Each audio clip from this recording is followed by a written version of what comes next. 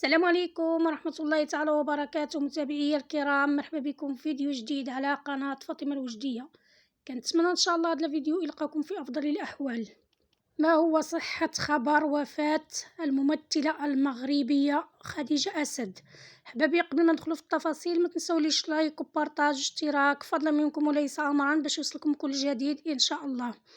كما قلت لكم، الممثلة المغربية خديجة أسد اللي خرجوا بعض الصفحات في التواصل الاجتماعي حطوا بالخبر الوفاة ديالها، وكل شي محبين خديجة أسد ومتابعين ديالها تقلقوا بهذا الخبر هذا، باللي راه الخبر ماشي صحيح. الحمد لله والشكر لله، خديجة أسد على قيد الحياة.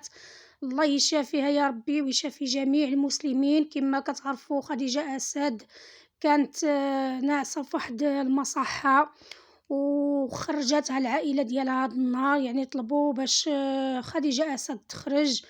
اللي الصراحة المرض هلك الجسد ديالها وما بقاتش قادة تقاوم. مرض السرطان، كتعالج منه، ولكن للأسف الشديد انتشر بزاف في الذات ديالها. الله يشافيها يا ربي ويشافي جميع المسلمين. الله يجازيكم بخير. دعوا مع الفنانة المحبوبة ديالنا خديجة أسد اللي معروفة بلالا فاطمة.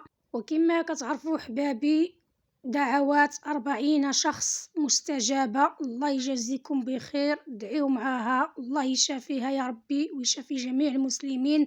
الصراحة خديجة أسد كيبغيها الصغير والكبير، وعشنا معاها ايامات اللي كانت زوينة مع السلسلة ديال لالا فاطمة.